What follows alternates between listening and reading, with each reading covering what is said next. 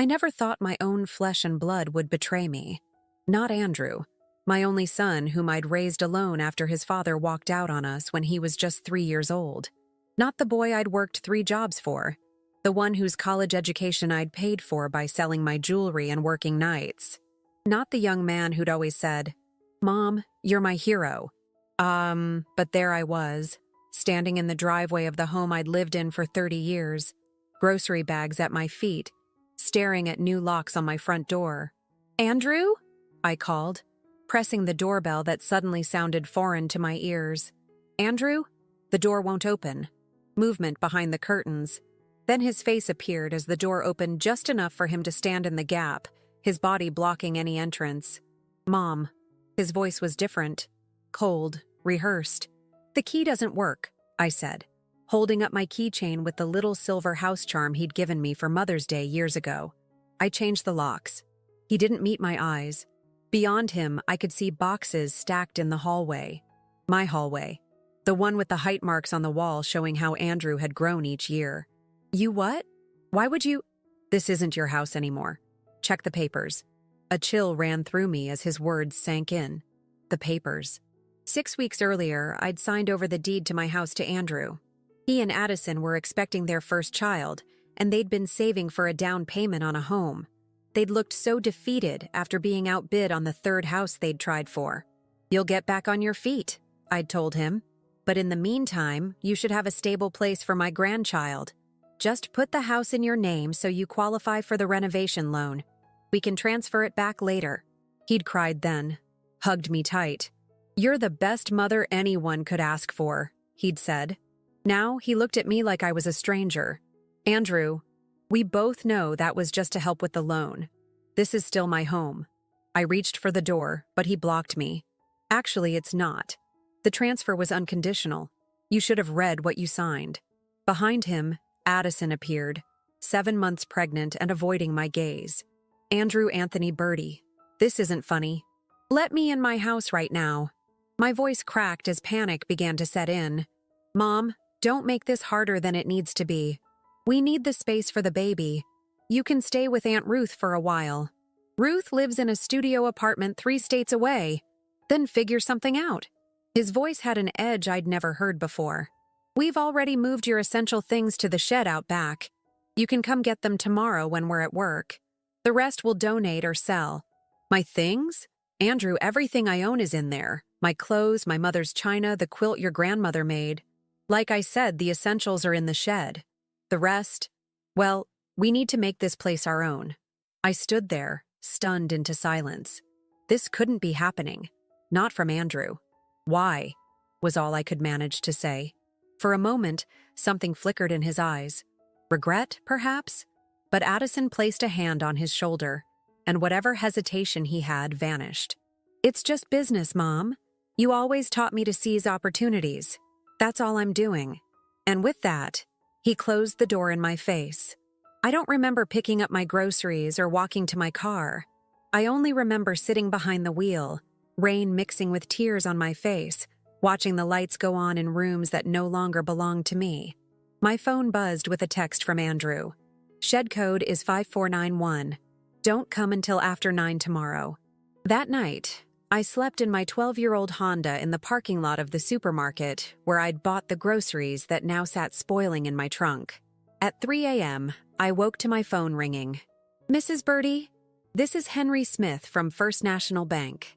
I'm sorry to call at this hour, but our system flagged some suspicious transactions on your accounts that I needed to verify with you immediately." I sat up straight, fully awake now. "What transactions?" "There appears to have been a wire transfer of $157,000 from your retirement account to a new checking account opened last week. And then today, those funds were transferred to an account under the name of Andrew Birdie. As this represents nearly all of your retirement savings, our fraud department—" My heart stopped. "What did you say? Andrew transferred my retirement money to himself?" There was a pause on the line. "Mrs. Birdie, according to our records, the request came with all the proper authorizations and your signature. The forms were submitted last week." Last week? When Andrew had brought over some final paperwork for the house transfer that needed to be notarized. When he'd flipped through pages so quickly, pointing at signature lines while talking about the baby's nursery colors. "Mr. Smith," I said, my voice steadier than I felt. "I did not authorize those transfers. My son, he must have slipped those forms in with others I was signing." "I see," he said, his voice taking on a more formal tone. "In that case, Mrs. Birdie, I strongly advise you to come to the branch first thing in the morning. Bring identification and any documentation you have. We'll need to file a fraud report immediately if we want any chance of recovering those funds." After hanging up, I stared at the phone in my hand. My son hadn't just taken my home. He'd taken everything I had. I thought about the last few months, how Andrew and Addison had suddenly become so attentive, dropping by several times a week, how they'd offered to help organize my files since retirement paperwork can be so complicated, how Andrew had insisted I update my will and power of attorney just to be safe. How could I have been so blind? Dawn was breaking when I made a decision. I wouldn't confront Andrew yet. I needed to be smart, strategic, qualities I'd clearly failed to employ until now. Wiping away my tears, I started the car. I had exactly $243 in my checking account, my Honda, and the clothes on my back. But I also had something Andrew didn't know about, something that might just save me, and eventually make him wish he'd never betrayed the woman who had given him everything. I pulled into the bank parking lot 2 hours before they opened and began to make my plan. Henry Smith wasn't just a banker. He became my first ally. When I explained my situation, his professional demeanor cracked, revealing genuine concern. "What your son did, Mrs. Birdie, it's not just immoral, it's illegal." He slid a cup of coffee across his desk to me. "Financial elder abuse is a serious crime. I'm only 58, I said automatically, clutching the warm cup. "Hardly elderly." A small smile crossed his face. "In legal terms, anyone over 55 can be considered an elder in financial abuse cases. And what Andrew did, tricking you into signing over your retirement funds, that's textbook abuse." I stared at the steam rising from the coffee. "He's my son." "Who stole your home and life savings?" Henry said firmly. "I've seen this before, Mrs. Birdie. People believing family would never hurt them until they do." "Call me Ashley," I said.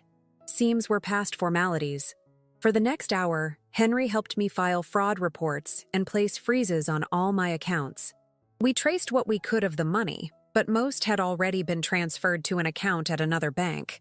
"We can recover some funds through the fraud claim," Henry explained, "but it will take time. And given that you did technically sign the documents, even if I was deceived, it complicates things. Do you have texts, emails, anything showing your true intent with the house or money?" I thought back to our conversations. Everything had been in person. Andrew had been careful. "You need somewhere to stay, money for essentials," Henry said pragmatically. "Do you have any assets he doesn't know about?" That's when I remembered. The car. "My Honda, it's paid off, worth maybe $8,000. "That's something," he nodded. "And your job?" I laughed without humor. "I took early retirement last year to help care for Addison during her difficult pregnancy. Andrew said my retirement funds were enough." Henry typed something into his computer. "I can approve an emergency loan against potential fraud recovery. It's not much, but it will help you get on your feet." By the time I left the bank, I had $3,000 in a new account Andrew couldn't access and a plan, albeit a fragile one. My first stop was the shed behind my former home. The code worked, and inside I found few of my possessions. Some clothes, basic toiletries, a box of photos, my laptop.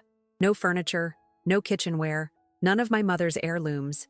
The rest, my life, remained locked inside the house I'd paid off after 25 years of mortgage payments. I took what I could fit in my car and drove to Sunshine Extended Stay Motel.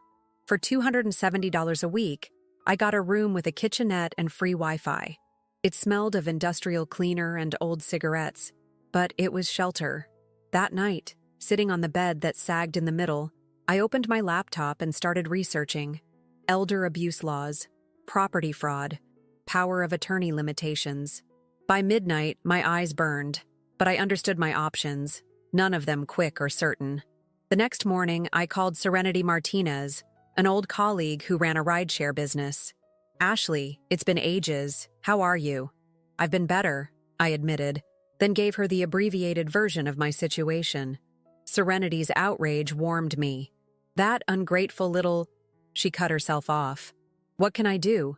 I need work. I have a reliable car and time. Come by the office this afternoon. We're always short on drivers." By the end of the day, I was officially a driver for Serenity's company, Rides Her Way, an all-female rideshare service that catered to women who preferred female drivers. I worried my age might be a deterrent to riders, but it proved the opposite. Many women, especially older ones, felt comfortable with a driver who reminded them of a reliable aunt or mother.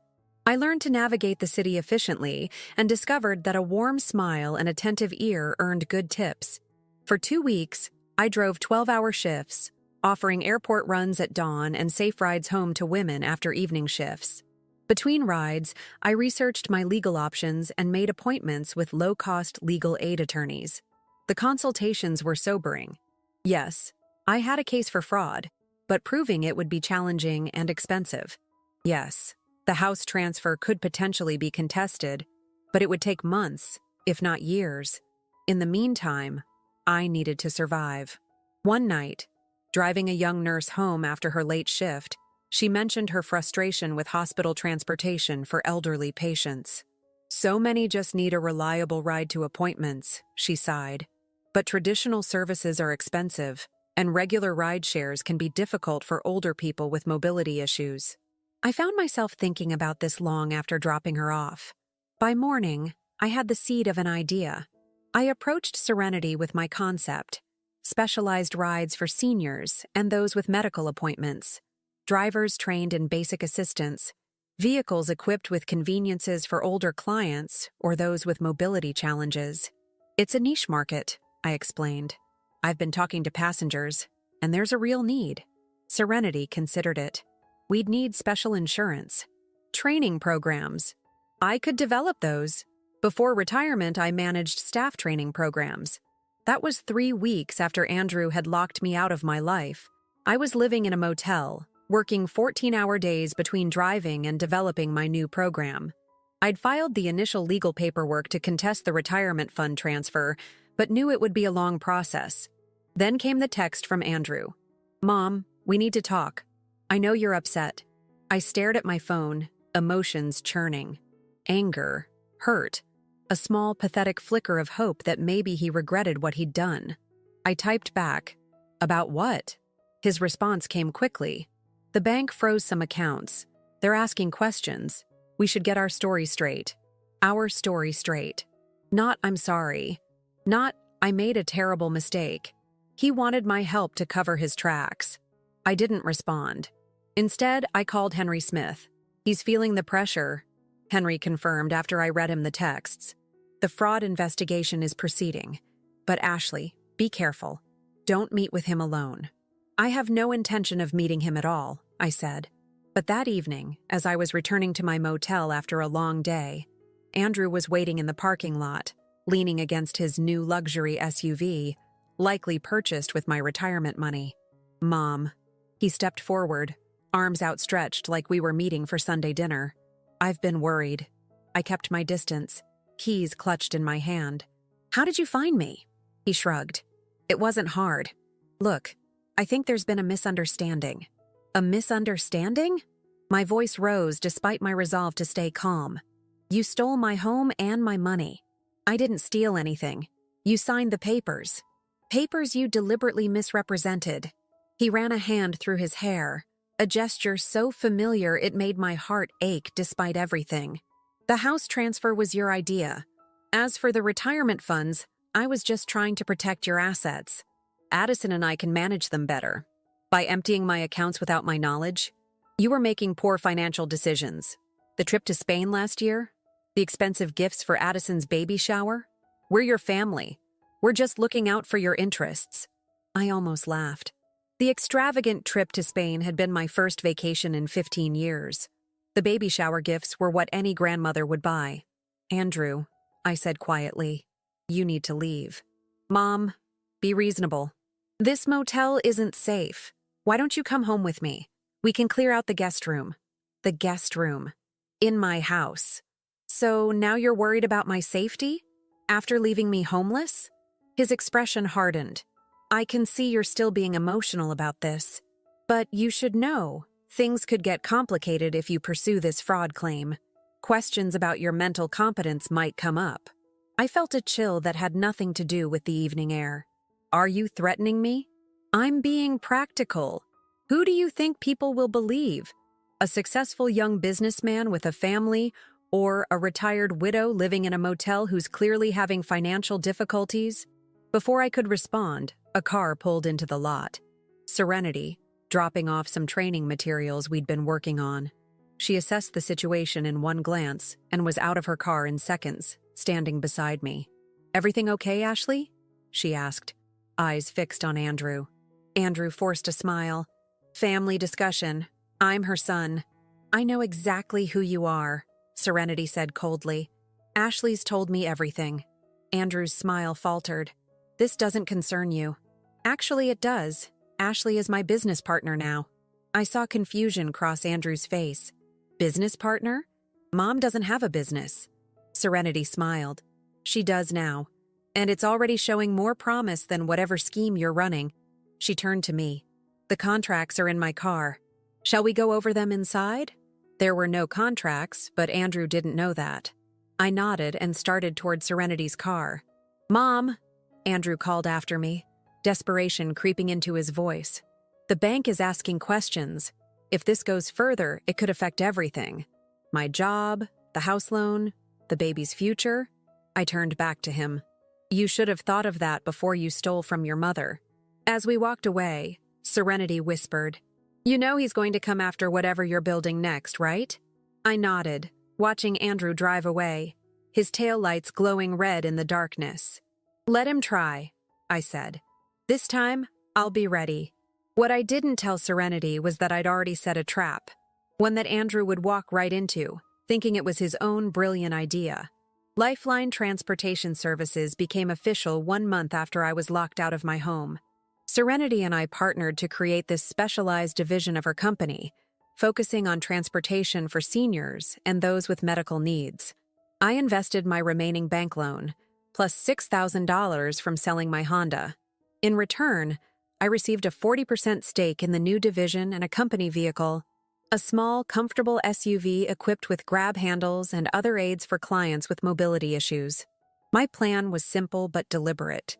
Build something valuable, something that would give me financial independence and, if my legal case against Andrew dragged on, an income stream to sustain me. I didn't want charity. I wanted to rebuild on my own terms. Marketing our new service was my responsibility. I created flyers and distributed them at senior centers, medical facilities, and retirement communities.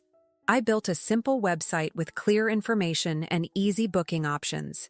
But our most effective marketing tool was me. I drove, I listened, I helped. I escorted elderly clients from their doors to doctor's appointments and back. I waited during procedures when needed, carried groceries and remembered names, family details, and medical schedules. Word spread. Clients requested me specifically. Within 3 months, we needed to hire 2 more drivers. "We should be focusing on expansion," Serenity said during one of our weekly meetings. "With the demand we're seeing, we could double our fleet by year's end." I nodded, reviewing our impressive growth charts. "I've been approached by 3 retirement communities about contracted services. And that hospital liaison called again about regular transportation for outpatient services." Serenity leaned back in her chair. "Ashley, this is becoming bigger than we anticipated." It was. What had started as survival had evolved into something that filled a genuine need in our community. For the first time since Andrew's betrayal, I felt a sense of purpose beyond mere survival or revenge. But revenge was still part of the equation. The trap I'd set was already in motion. When I'd left the bank that first day, Henry Smith had helped me open a new, separate account, one that would only appear on my credit report, but wouldn't be immediately visible to someone just checking my main banking information. Into this account, I'd been depositing 30% of my income. On paper, I appeared to be just getting by, living paycheck to paycheck in my modest apartment. I'd upgraded from the motel after the second month. Meanwhile, my stake in Lifeline was structured through a limited liability company that wasn't directly tied to my name. A legal protection Serenity had suggested, just in case Andrew tries something else. I'd also been quietly documenting everything. My conversations with Andrew, his text messages, timestamps of when he changed locks, and records of exactly what possessions of mine remained in the house. My attorney, Kimberly Rodriguez, a specialist in elder law whom I could finally afford to retain properly, was building a solid case. The retirement fund fraud is our strongest angle, Kimberly explained during one of our meetings. The house will be more complicated since you did sign it over, but we can argue undue influence and misrepresentation. How much longer? I asked. For the financial recovery? We could see movement within 60 days. For the house? That could be a year or more in the courts. I nodded, resigned to the timeline. And what about criminal charges? Kimberly's expression was carefully neutral. That's up to the district attorney. The evidence is strong, but prosecuting family members in these cases is complicated. I understood. Even after everything, part of me still struggled with the idea of my son facing criminal charges. 6 months into my new life, I received an unexpected visitor at the modest office space we'd recently leased for Lifeline. Addison, my daughter-in-law, stood in the reception area, her 3-month-old daughter cradled against her chest. My heart clenched at the sight of my granddaughter, whom I'd never met. "Ashley," Addison said hesitantly, "I hope it's okay that I came." I gestured toward my small office, maintaining a composed exterior while my emotions churned underneath. The baby, Olivia, I knew from social media, slept peacefully, unaware of the tension surrounding her. Once the door closed behind us, Addison spoke first.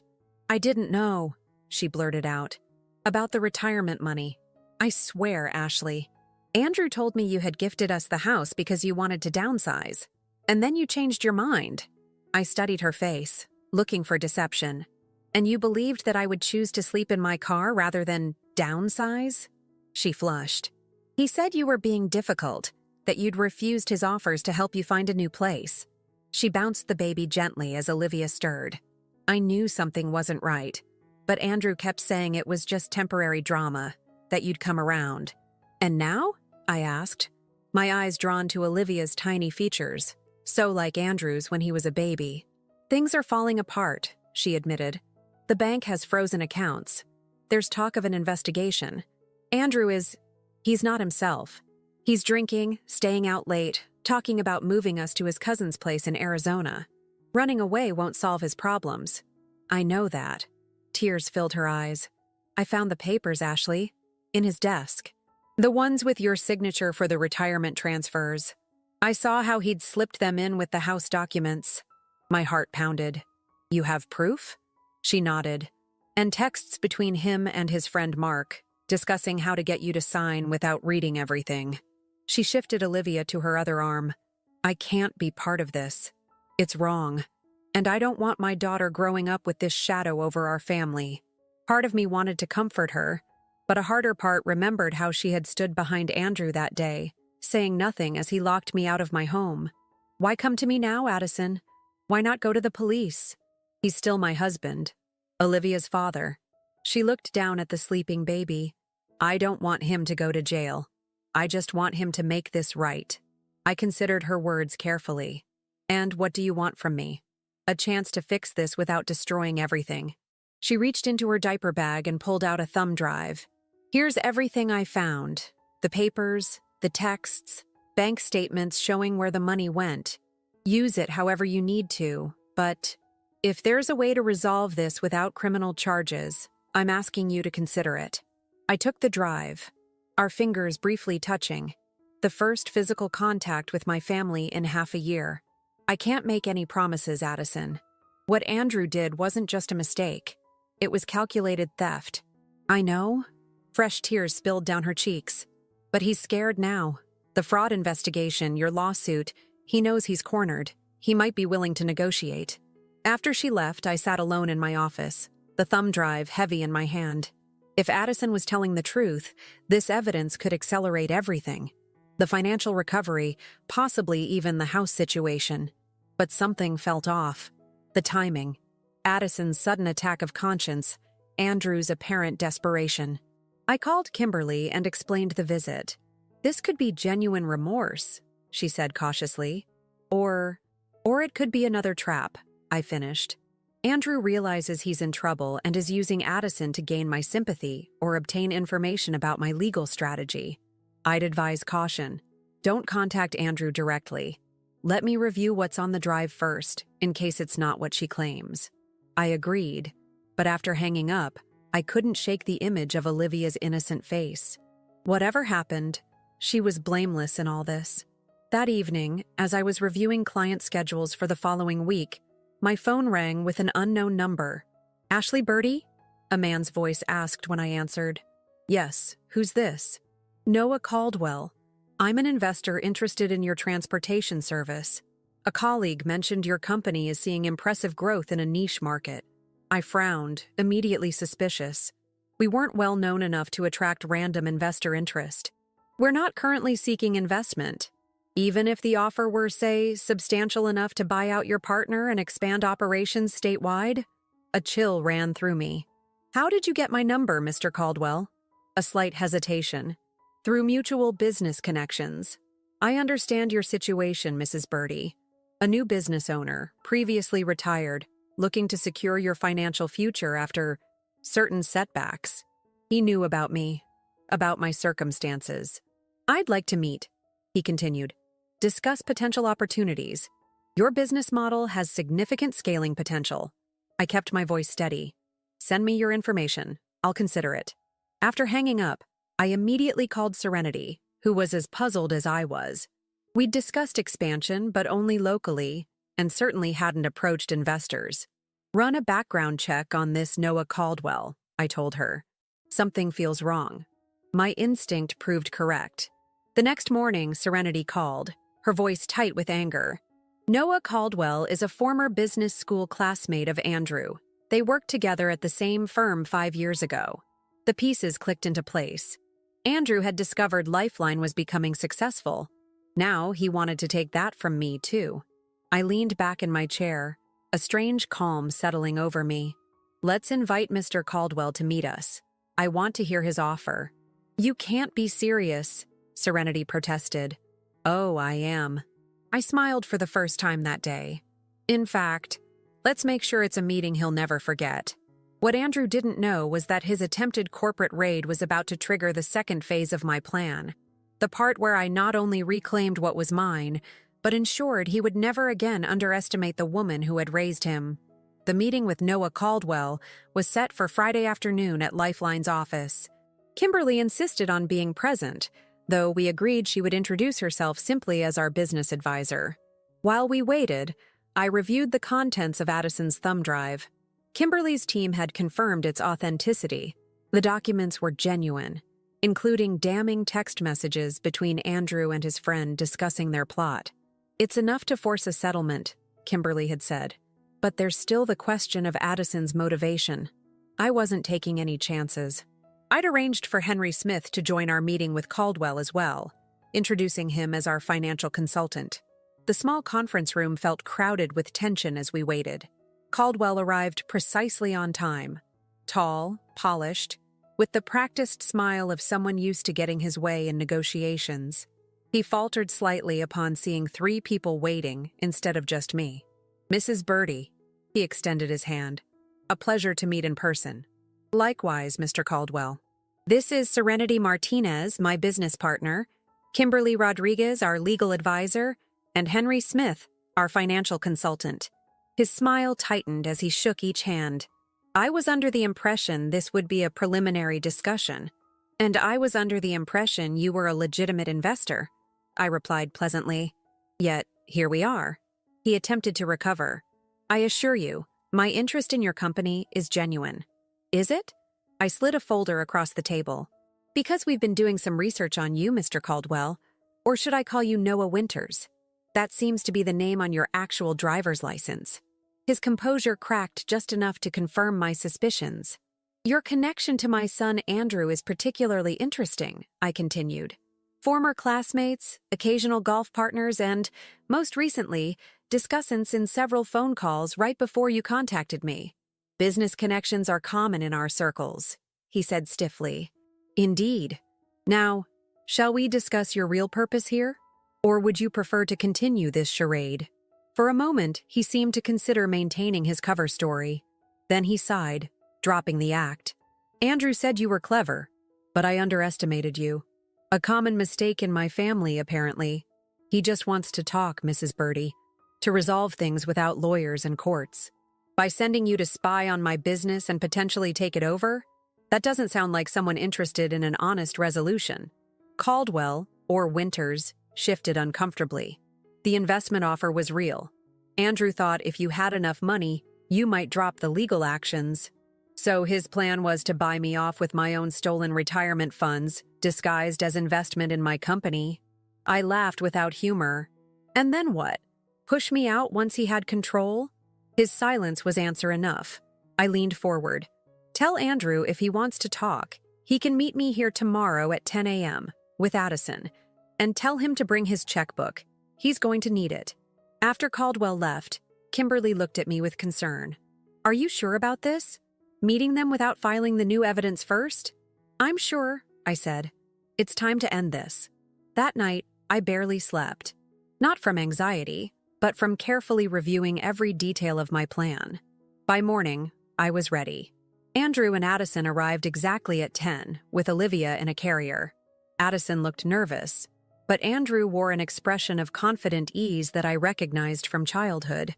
The look he'd had when caught in a lie, but convinced he could talk his way out of consequences. Kimberly, Serenity, and Henry were already seated at the conference table.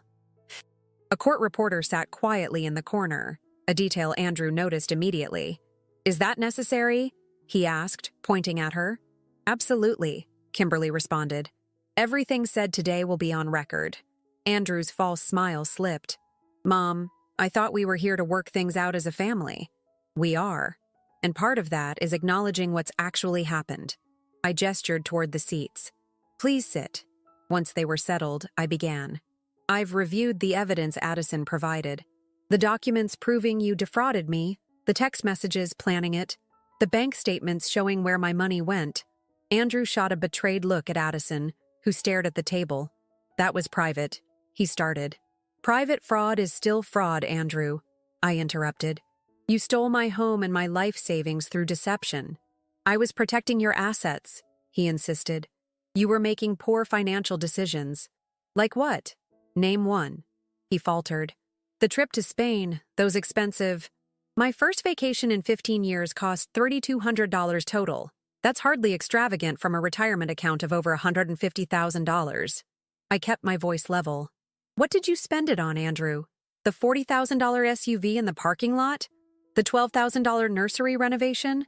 The $9,000 in electronics and new furniture? His face reddened. Those were investments for our family's future. My family too, or so I thought. I slid a document across the table.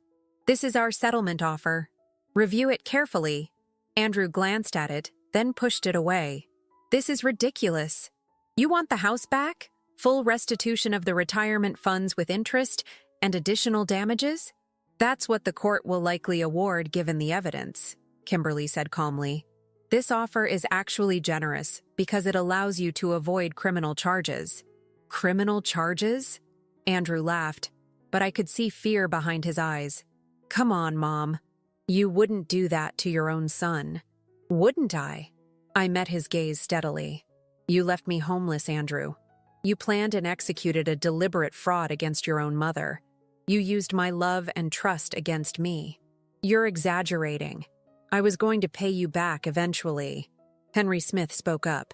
The evidence suggests otherwise, Mr. Birdie. The structure of the accounts you created, the rapid dispersion of funds to hard-to-trace purchases, the texts discussing how to ensure Mrs. Birdie wouldn't contest the transfers. It all points to a carefully orchestrated theft. Andrew's confidence was visibly crumbling. Addison, tell them. Tell them we were just trying to secure our future, for Olivia. Addison finally looked up, tears in her eyes. By stealing from your mother? By leaving her to sleep in her car? She shook her head. I can't defend this anymore, Andrew. What you did was wrong. For the first time, I saw genuine shock on my son's face. He'd lost his allies, one by one. And what about your new venture, Mr. Caldwell? I asked. Another attempt to take what isn't yours? Andrew paled. He told you? Of course he did. Your plan wasn't particularly subtle. Use inside information about my business to orchestrate a takeover, then push me out once you had control. I shook my head. Did you really think I'd be that easy to fool a second time? Andrew stared at me like he was seeing a stranger. Perhaps he was. The mother he'd known, the one who always gave in, who prioritized his happiness above her own, had disappeared the day he changed those locks. I don't have this kind of money, he finally said, tapping the settlement paper. Most of it's gone. Then you'll sell the house, I replied. And the car. And anything else of value you purchased with my money. You'd put your grandchild on the street? He gestured toward Olivia, a last desperate attempt at manipulation. No, Andrew. That's what you did to your mother. I softened my voice, looking at the baby. Addison and Olivia are welcome to stay with me while you sort things out. I've recently leased a small house. There's room. Addison's head snapped up, surprise in her eyes. Andrew looked from her to me, realizing he'd lost his final leverage. And if I refuse this settlement? Kimberly opened another folder. Then we file these papers today. A civil suit for fraud and conversion, and a criminal complaint for financial elder abuse. With the evidence we have, you're looking at potential jail time. The room fell silent, except for Olivia's soft babbling. Andrew looked cornered, desperate. I need time to think, he finally said. You have 48 hours to sign the settlement and begin arrangements to transfer the house back to me, I said firmly. After that, we proceed with the lawsuits. As they gathered their things to leave, Andrew paused. Why didn't you fight back sooner? You had to know something was wrong when I changed the locks. I studied my son, this person I'd raised who had become a stranger to me. I was in shock, Andrew. I couldn't believe my own child would betray me so completely. I picked up the settlement papers and handed them to Kimberly. But I'm not in shock anymore. After they left, Serenity squeezed my shoulder. You were magnificent. I wasn't feeling magnificent. I was feeling hollow, exhausted by the confrontation with the son I'd once been so proud of. Will he sign? Henry asked. He'll sign, Kimberly said confidently. He knows we have him cornered. But as everyone gathered their things, my phone buzzed with a text from Addison. He's furious. Says he'll burn everything down before giving it back to you. I'm scared, Ashley. I showed the message to Kimberly, who immediately began typing on her laptop. We need an emergency injunction to prevent him from destroying property. And Addison needs to get herself and the baby out of there. As we scrambled to respond to this new threat, I realized Andrew's desperation made him more dangerous than ever. He'd already proven he would stop at nothing to get what he wanted. And now, he had nothing left to lose. The final confrontation was still to come, and it would determine not just the fate of my possessions, but the future of what remained of my family. Kimberly moved with impressive speed. By evening, we had an emergency injunction prohibiting Andrew from damaging, removing, or disposing of any property from the house. The sheriff's department agreed to serve it immediately. Stay away from the house tonight, Kimberly warned me. If he's as volatile as Addison suggests, your presence could escalate things. I nodded reluctantly.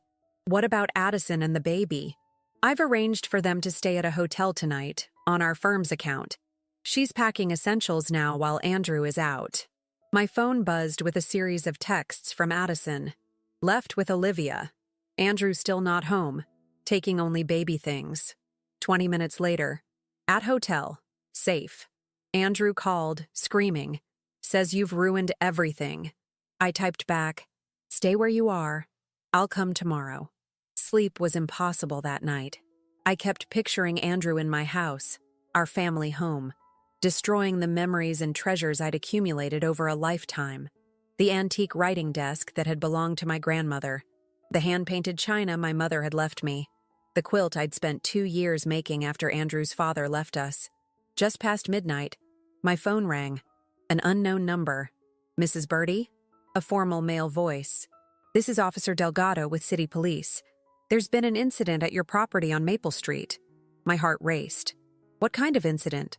"A disturbance. Your son, Andrew Birdie, has been taken into custody. The property is secure, but we need you to come verify if anything is missing or damaged." I arrived to find 2 police cars in the driveway, their lights cutting through the darkness. An officer escorted me inside. The house was largely intact, though signs of rage were evident. A shattered mirror in the hallway, broken picture frames, a toppled bookcase. But the systematic destruction I'd feared hadn't materialized. "What happened?"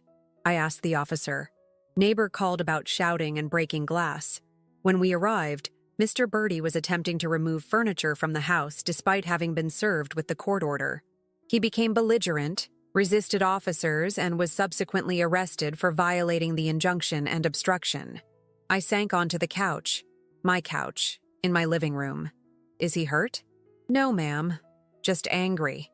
The officer's expression softened. He'd been drinking. Said some things he might regret when he sobers up. "About me?" The officer nodded uncomfortably.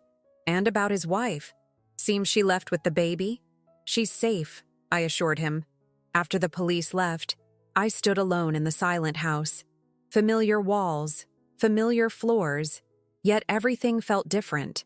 My home had been the site of betrayal, then stolen from me, and now returned through legal force rather than love or remorse. I walked through each room, cataloging the changes Andrew and Addison had made. The nursery, formerly my sewing room, was painted a soft yellow with woodland creatures stenciled on the walls. Olivia's crib stood empty, waiting. In the master bedroom, my bedroom, they'd replaced my comfortable old furniture with sleek modern pieces. The mattress where I'd slept for 20 years was gone. In Andrew's old room, now turned into a home office, I found boxes. My boxes.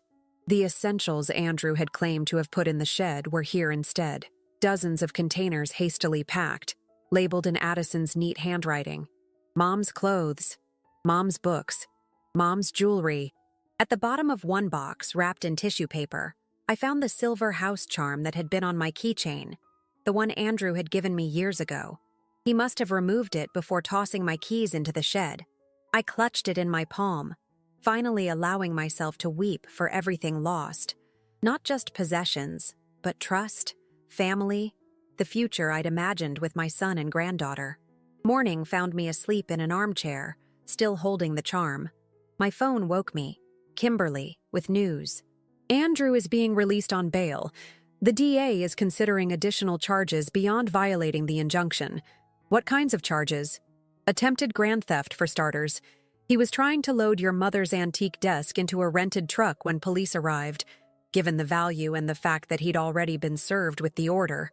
I closed my eyes. "Can you delay any new charges? Just for a day or two?" "Ashley, after everything he's done, I know what he's done. But I need to talk to him first. Without lawyers, without police." Kimberly was silent for a moment. "I can probably buy you 48 hours. But Ashley, be careful. He's desperate and angry. I know my son, Kimberly, better than he thinks I do." I spent the day sorting through my belongings, putting my house back in order. Around 3 p.m., Addison arrived with Olivia. "Andrew is staying with a friend," she said, bouncing a fussy Olivia.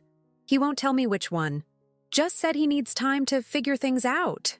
I took Olivia from her arms, feeling the perfect weight of my granddaughter for the first time.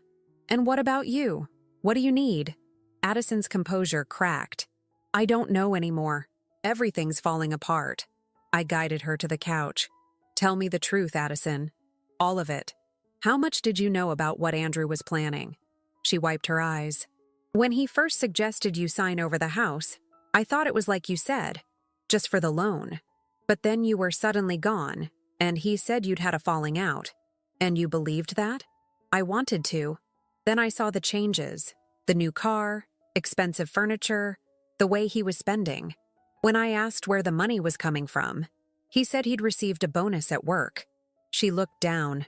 "I think part of me knew something wasn't right, but I didn't want to see it. Until you found the documents." She nodded. "I was looking for Olivia's birth certificate and found the files instead. I couldn't ignore it anymore. Looking at her tear-streaked face, I believed her. Perhaps she'd been willfully blind, but she hadn't been an active participant in Andrew's scheme. "What will happen to him?" she asked. "That depends partly on him and partly on me." I texted Andrew that evening. "We need to talk. Come to the house tomorrow at noon, just you and me." His response came hours later. "Why should I?" "Because it's your last chance to do the right thing." No reply followed, and I wasn't sure he would come. But at noon the next day, his car pulled into the driveway. He looked terrible. Unshaven, clothes rumpled, eyes bloodshot. The polished, confident son I'd known was nowhere to be seen. I opened the door before he could knock. "Come in." He stepped inside, eyes darting around the house he'd claimed as his own just months earlier. "Where's Addison?" "Out with Olivia. It's just us." He followed me to the kitchen table, the same one where I'd taught him to do homework, where we'd shared thousands of meals. I'd prepared coffee and set out 2 mugs, a small gesture of normalcy in an utterly broken relationship. "The police said you were trying to take my mother's desk," I began. He stared into his untouched coffee. "I wasn't stealing it. I was moving it to storage before it got damaged in the handover. By loading it into a rental truck at midnight?" His shoulders slumped. "I don't expect you to believe anything I say anymore." "You're right about that." I studied my son, trying to reconcile this angry, desperate man with the child I'd raised. "Why, Andrew? I've been asking myself for months. Why did you do this to me?" For a long moment, he was silent. Then, words began pouring out. "It started with the house. When you offered to sign it over for the loan, I thought it was the answer to everything. Addison was pregnant. We were drowning in debt from the wedding, the failed house bids. Debt? You never told me you were in financial trouble." He laughed bitterly. "Of course not. The successful son, following in his mother's footsteps, always making you proud. So, instead of asking for help, you decided to take everything I had? It wasn't supposed to be like that at first." He ran a hand through his disheveled hair. "I thought we'd all live here together. You'd help with the baby, we'd save on childcare, and eventually figure out the house situation. Then what changed? Mark, my friend, he pointed out that with the house in my name, I could leverage it, take out a home equity loan to clear our debts. But the bank wanted proof you wouldn't contest the transfer. So you decided to make sure I had nothing to contest with." He couldn't meet my eyes. It just snowballed. Once I started, I couldn't stop. Every step seemed necessary to cover the last one. I let his words hang in the air, absorbing the magnitude of his rationalization. "And now? What's your plan now, Andrew?" "I don't have one." He finally looked at me, defeat in his eyes. "I've lost everything. My wife, my home, my reputation. There's a potential criminal case. My boss knows. He's put me on administrative leave. You did this to yourself." "I know." His voice broke. "I know, Mom." We sat in silence, the weight of everything between us. Finally, I placed a folder on the table, different from the settlement Kimberly had prepared. "This is my offer," I said. "My only offer." He opened it cautiously, scanning the document inside. His expression shifted from confusion to disbelief. "You're restructuring the settlement?" I nodded. "You'll still return the house to me and repay as much of the retirement funds as possible. But I'm dropping the demand for additional damages, and I'll ask the DA not to pursue criminal charges." "Why would you do this after everything?" "Because despite what you did, you're still my son, and Olivia's father." I took a deep breath. "But there are conditions." "What conditions?" "First, complete financial transparency. I want documentation of every dollar you took from me and where it went." He nodded reluctantly. "Second, financial counseling and therapy, for you individually, and with Addison if she's willing, both paid for by you." "And third?" he asked, sensing there was more. "You work to earn back what you took. Not the money, the trust. That starts with taking responsibility for your actions without excuses." He stared at the document for a long time. "I don't deserve this chance." "No, you don't," I agreed. "But Olivia deserves a father who chose to make things right, even when it was difficult." She deserves to know that people can change, can atone for their mistakes. And you? What do you get from this? I thought about the past 9 months, the betrayal, homelessness, starting over from nothing. But I also thought about Lifeline, now thriving, about Serenity and our partnership, about the independence I'd found when everything was stripped away. Peace, I answered simply, and the knowledge that I didn't let your actions change who I am. Andrew signed the agreement that day. It wasn't an instant reconciliation. That would take years if it happened at all. But it was a beginning. In the months that followed, I divided my time between running Lifeline, which continued to expand, and rebuilding my home. Addison and Olivia stayed with me while Andrew found a small apartment nearby and began the long process of making amends. My house gradually returned to feeling like mine again. I kept some of the changes they'd made, including the yellow nursery, now used whenever Olivia stayed overnight. Other rooms I reclaimed completely, erasing the brief period when my home had belonged to someone else. One evening, as I rocked Olivia to sleep, Addison paused in the doorway. "You know what I keep thinking about?" she said softly. "That first night, when you slept in your car, how alone you must have felt." I looked down at Olivia's peaceful face.